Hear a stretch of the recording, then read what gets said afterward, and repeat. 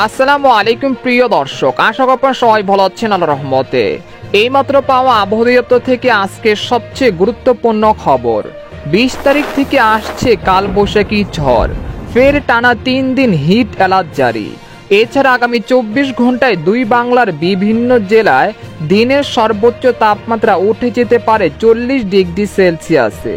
পাশাপাশি কয়েকটি জেলায় লু হওয়ার সতর্কতা, এমনটা জানাচ্ছেন আবহাওয়া দপ্তর। আজ ও আগামীকাল কোন কোন জেলার আবহাওয়া কেমন থাকতে পারে জানিয়ে দেব সম্পূর্ণ বিস্তারিত ভিডিওদের সঙ্গে থাকুন। আর সবার আগে সবার প্রথম সঠিক আবহাওয়ার খবর জানতে আমাদের চ্যানেলটিকে সাবস্ক্রাইব করে রাখুন। এবার জেনে নিন এক নজরে। আবহাওয়ার পূর্বাভাসে বলা হয়েছে, ফের দেশ জুড়ে শুরু হয়েছে মৃদু ও মাঝারি ধরনের তাপপ্রবাহ।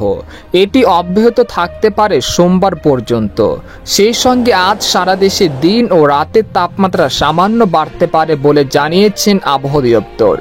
এছাড়া গত 24 ঘন্টায় দেশের সর্বোচ্চ তাপমাত্রা রেকর্ড করা হয়েছে রংপুরের দিনাজপুরে 39 ডিগ্রি সেলসিয়াস।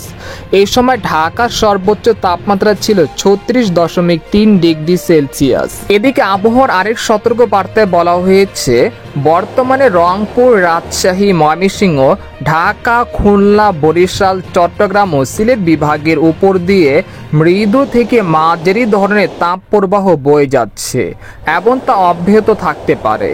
জলীয় বাষ্পের আধিক্যের কারণে অস্বস্তিকর ভ্যাপসা গরমও বৃদ্ধি পেতে পারে, তবে এই পরিস্থিতি আগামী রবিবার থেকে উন্নতি হতে পারে। একই সঙ্গে দেশ জুড়ে কালবৈশাখী ঝড় ও ভারী বৃষ্টি হতে পারে ইনশাল্লাহ।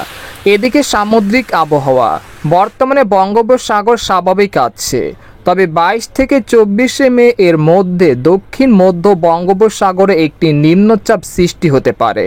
পরবর্তীতে 25 থেকে 26 মে এটি পূর্ণাঙ্গ ঘূর্ণিঝড়ে রূপ নিতে পারে এবং এটি 26 থেকে 28 মে এর মধ্যে ভারতের ওড়িশা রাজ্যের উপকূল থেকে শুরু করে বাংলাদেশের মধ্যবর্তী যে কোনো এলাকার উপকূলের উপর দিয়ে স্থলভাগে আঘাত করার সম্ভাবনা রয়েছে। তবে এই বিষয়ে আরও বিস্তারিত জানা যাবে আগামী 20 মে এর পরে। এদিকে বাংলাদেশের আবহাওয়াবিদ মোহাম্মদ ওমর ফারুক জানান, আজ সকাল 9টা থেকে পরবর্তী 24 ঘন্টায় অস্থায়ীভাবে আংশিক মেঘলা আকাশ সহ আবহাওয়া প্রধানত শুষ্ক থাকতে পারে। এই সময় সারা দেশে দিন এবং রাতের তাপমাত্রা সামান্য বৃদ্ধি পেতে পারে।